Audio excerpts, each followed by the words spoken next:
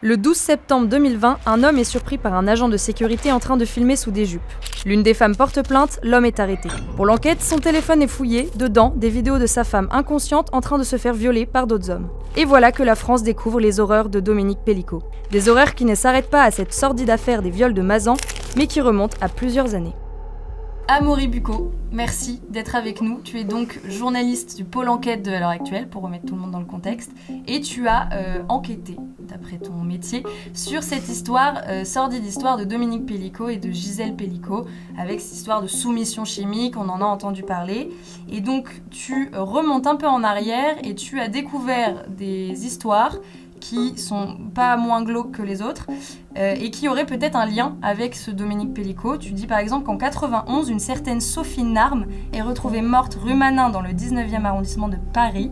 Est-ce que tu peux nous raconter ce qu'il s'est passé ? Qu'est-ce que tu as découvert avec cette histoire ? Alors ça se passe donc le 4 décembre 1991. Sophie Narme n'a que 23 ans. C'est une jeune fille pleine de joie de vivre, assez enthousiaste, qui travaille depuis en fait un mois dans une agence immobilière près de l'Étoile à Paris. Elle est appréciée dans cette agence parce qu'elle a beaucoup d'énergie, parce qu'elle est assez élégante et parce qu'elle est bilingue, puisqu'elle revient d'un séjour d'1 an aux États-Unis. Et le 4 décembre 1991, ses parents sont très inquiets. Sophie Narme n'est pas rentrée chez elle dans les Yvelines où elle habite justement avec sa mère et son beau-père et appelle son patron à l'agence. Son patron s'appelle Daniel. Alors Daniel regarde l'emploi du temps de Sophie Narme ce jour-là et se rend compte que Sophie Narme avait un rendez-vous avec un certain monsieur Dubost pour faire visiter un 2 pièces rue Manin à Paris dans le 19e arrondissement. Et donc son patron Daniel va se rendre sur place pour essayer de voir s'il s'est passé quelque chose au cours de cette visite. Et lorsqu'il rentre dans l'appartement, qu'est-ce qu'il trouve ? Eh bien il voit que Sophie Narme est morte, elle gît au sol. Elle a été étranglée avec la ceinture Chanel qu'elle portait ce jour-là, mais surtout elle a été violée puisqu'elle est à moitié dénudée, c'est-à-dire le haut remonté et le bas baissé. Donc évidemment tout de suite il y a une enquête qui est ouverte. La police explore plusieurs pistes et celle qui la plus évidente en fait c'est ce fameux monsieur Dubost. On retrouve en fait son sperme sur la victime, encore très frais, encore vivant. On ne sait pas qui est ce monsieur Dubost. Non, ouais. On retrouve du sperme, mais on ne sait pas qui c'est. C'est le seul élément qu'on a, puisqu'effectivement, ce monsieur Dubost a donné un faux numéro à l'agence, un faux nom. Donc, on n'a rien sur son identité. On a cette ADN très précieuse pour les enquêtes de police, mais il faut savoir qu'on n'est qu'en 1991 et qu'en 1991 n'existe pas encore le fichier centralisé des ADN qui permet aujourd'hui de faire matcher des affaires entre eux. Donc, on a cet ADN.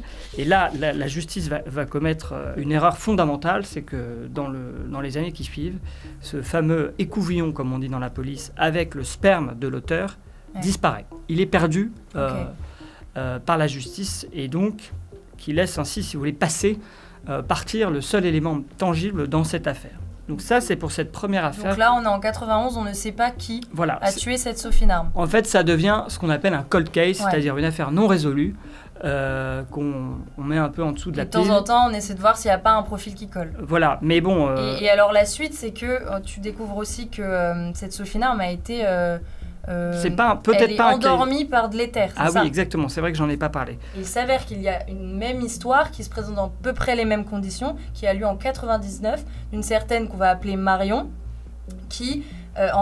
pareil, fait visiter un appartement, se retrouve face à un homme qui, pareil, essaie de l'endormir. Et c'est là, ça. Je te laisse nous raconter la bien suite. Sûr. En fait, il y a deux détails que je n'ai pas donnés sur le meurtre de Sophie Narme et qui sont importants, effectivement, dans celle de... Vous allez voir la ressemblance entre les deux affaires. C'est que dans l'affaire de Sophie Narme, on retrouve de l'éther dans ses poumons, donc on devine qu'elle a été effectivement endormie avec de l'éther. Et puis d'ailleurs, quand son patron arrive dans l'appartement, il y a une espèce d'odeur médicamenteuse qui règne dans l'appartement. Et le deuxième point, c'est qu'on retrouve ses chaussures parfaitement alignées contre le mur, comme si finalement le criminel était quelqu'un de soigneux, qu'il avait fait à la fois un crime atroce et en même temps qui était extrêmement soigneux. Et effectivement, 8 ans après la mort de Sophie Narme, irrésolue donc, en mai 1999, on a un crime qui est, une tentative en tous les cas, qui est extrêmement similaire à la fois pour le profil de la victime et pour ce qu'on appelle le mode opératoire. Vous allez comprendre pourquoi. En fait, là, la victime, elle s'appelle Marion, elle a 19 ans.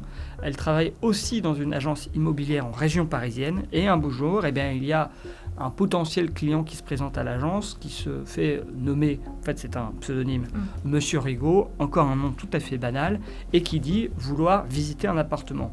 Marion part avec lui pour visiter un appartement, et en fait, pendant la visite, alors qu'elle est en train de prendre des mesures à sa demande, eh bien, il se jette sur elle, la menace avec un couteau, la ligote, et effectivement lui plaque un chiffon d'éther sur le visage pour l'endormir. Et puis ensuite, ce qu'il fait, c'est que il enlève très soigneusement son pantalon. C'est pour ça que je vous parlais des chaussures. Et en fait, si on sait tout ça, c'est parce que cette Marion a été très maligne. Ouais, c'est ça. Voilà, il enlève son pantalon, le plie soigneusement. Il est très soigneux là aussi. Et surtout, il commence à tripoter la victime. Et alors là, effectivement, ce qui est en fait assez inédit dans cette histoire, c'est que la victime Marion n'est pas endormie comme elle fait semblant de l'être, puisqu'en fait, elle a retenu sa respiration au moment où son agresseur lui mettait l'éther, pour se dire, voilà, je fais semblant d'être endormie et je profite comme ça du fait d'être consciente pour pouvoir tenter de m'échapper par la suite. Donc en fait, elle est consciente au moment où tout ça se passe. Et donc à un moment, elle profite des faits pour déjà discrètement détacher ses liens, puisqu'elle était ligotée, et surtout donner un grand coup à son agresseur. Ensuite, lui attraper les testicules et les serrer très fort dans sa main, le plus fort possible. Lui, évidemment, hurle de douleur. À ce moment-là, elle prend la fuite. Elle va se réfugier dans l'appartement, dans un cagibi où elle s'enferme à double tour. Et là, elle prie pour que l'agresseur ne parvienne pas à ouvrir ce placard. Elle attend pendant 4 heures dans ce placard. C'est quand même extrêmement long pour être sûre que son agresseur est parti. Et une fois les 4 heures passées, elle sort et puis elle va voir la police, évidemment, pour raconter tout ce qui s'est passé. Alors là, encore un coup de chance, c'est que la police va trouver du sang sur une des chaussures de la victime Marion, du sang de l'agresseur, et donc va avoir un ADN. Mais là encore, on est en mai 1999, et là, ce fichier centralisé des ADN n'existe pas, et donc on ne peut pas effectivement faire matcher avec d'autres affaires.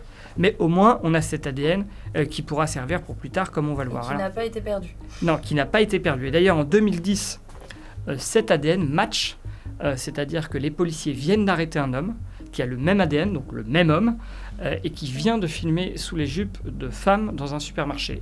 Ça, c'est en 2010. À ce moment-là, évidemment, le laboratoire qui a l'ADN de Marion envoie un courrier au parquet, à la justice, pour dire, voilà, c'est le même ADN, c'est l'homme qui a agressé Marion en 1999, mais ce courrier se perd. Et donc, la justice ne sait pas que cet homme a déjà été inquiété dans une autre affaire. Donc ça, c'est encore une erreur de la justice. Et en fait, il faut attendre 2020 pour qu'à nouveau le même homme soit arrêté dans un supermarché à Carpentras. Là encore, il a filmé sous les jupes des clientes. Et là, cette fois-ci, le courrier ne se perd pas.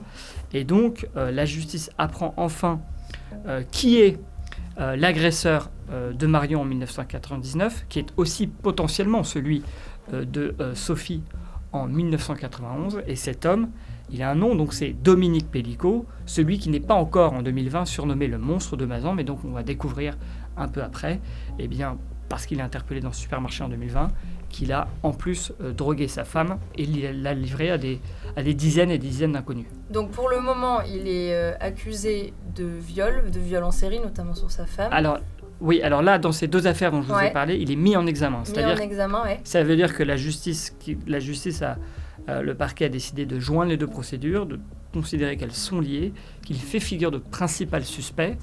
L'ennui, c'est que dans une de ces deux affaires, je vous l'ai dit, on n'a pas son ADN, donc ça va être très difficile, dans le cas de Sophie Narme, de prouver sa culpabilité. Donc c'est-à-dire que pour l'instant, le viol, on peut supposer qu'on va le trouver coupable. En revanche, le meurtre de Sophie Narme, c'est quand même un autre... Il n'y a pas eu viol pour la deuxième affaire, en fait, c'est une tentative. Oui, tentative, oui. Sa position, c'est toujours de minimiser, de dire, lui, il dit qu'il ne voulait pas la violer, qu'il voulait juste la caresser. Et il s'en sort comme ça. Enfin, c'est sa défense en tous les cas.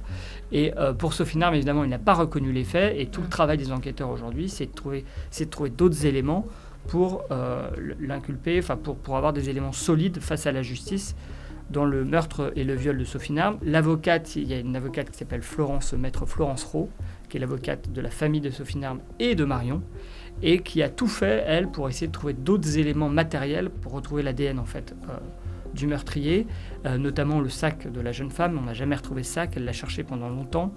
Et il y a une autre piste qui est explorée par les enquêteurs, c'est que ce jour-là, Sophie Narme portait une montre Cartier et que cette montre aurait disparu à ce moment-là. Et donc l'idée, c'est d'essayer de savoir où est cette montre et de remontrer la trace. Et peut-être qu'à ce moment-là, on pourra trouver qui est le véritable agresseur et peut-être que c'est effectivement Dominique Pellicot. Et c'est possible ça, une montre perdue en 91, de la retrouver aujourd'hui en 2024 ? Alors perdue, volée en tous les cas, est-ce qu'elle a été revendue ? Après il y a un numéro de série dessus. De toute façon, cette enquête, elle est confiée à des inspecteurs de la police judiciaire qui sont des gens quand même extrêmement chevronnés dans ce genre d'enquête très difficile. C'est un cold case, donc on sait que c'est des affaires qui prennent des années. Et ils sont justement habilités à faire ce genre de travail. J'ai été contacté en fait par la sœur de Sophie Narme il y a quelques semaines. C'est notamment elle qui m'a raconté toute l'histoire de sa sœur, qui aujourd'hui suit de loin le procès Mazan. C'est très douloureux pour elle évidemment, mais qui en tous les cas tient à dire que finalement Dominique Pellicot n'est absolument pas cette espèce de mari qui avait l'air très bien, de père de famille très correct. Qui aurait vrillé assez récemment. Voilà, qui aurait vrillé pendant 10 ans seulement sur sa femme. Pourri de l'intérieur. En tous les cas, il est très probable que ce soit qu'il ait sévi bien avant, dans les années 70, 80, 90, et qu'il ait fait d'autres victimes, même que celles que Sophie Narme et cette Marion. En général, quand quelqu'un commet un crime ou un délit, il en fait plusieurs et il est attrapé que pour certains d'entre eux. Et alors justement, tu étais hier soir sur le plateau de Touche pas à mon poste et tu as lancé un appel à témoins. Oui, tout à fait. Pourquoi qu'est-ce que tu cherches avec cet appel ? En fait, en discutant avec donc la sœur de Sophie Narme, la sœur de la première victime, et avec aussi son avocate, on s'est dit que finalement, effectivement, Dominique Pellicot avait peut-être fait d'autres victimes à l'époque. Et donc, il était important de montrer une photo de Dominique Pellicot dans les années 80-90. C'est ce qu'on a fait. On a montré une photo de lui à l'écran. Et en s'adressant aux téléspectatrices pour leur dire, puisque c'est surtout des femmes évidemment les victimes, si vous avez été victime de tentative ou d'une agression sexuelle de la part de cet homme, eh bien il est impératif d'aller voir la police. Parce que ça paraît très étonnant effectivement que ce soit arrivé qu'en 91, 99 et 2010. Voilà, exactement. Ouais. Alors sachant qu'après c'est pas exactement les mêmes faits. Oui, c'est pas les mêmes histoires. Mais effectivement, vous avez raison, on peut estimer qu'entre 91 et 99, avec des modes opératoires très similaires, il y a eu probablement d'autres victimes ou qui n'ont pas forcément été victimes de viol, mais au moins d'une tentative. On sait pour le moment, si on se penche que sur cette affaire en rapport avec sa femme, si on occulte Sophie Narme et Marion, est-ce qu'on sait ce qu'il risque en termes de peine ? Pour sa femme ? Ouais. Il risque à peu près 20 ans de réclusion, viol, de toute façon. Ouais. Et vu l'ampleur du phénomène... 20 ans de réclusion, sachant qu'après il a l'agression de Marion, donc, qui rajouterait des... pour lequel on a un ADN, donc sa culpabilité fait pas trop de doute. Ce qui est sûr, c'est que Dominique Pellicot, vu son âge, la gravité de ce qu'il a fait, la médiatisation de cette affaire, va probablement passer le reste de ses jours en prison. Là-dessus, il n'y a pas trop de doute, d'autant que, j'allais dire, il est assez mal en point, il a des problèmes de santé, il n'a pas pu assister à toutes les audiences. Donc, a priori, la fin de sa vie, ça va se passer en prison ou dans les tribunaux, évidemment.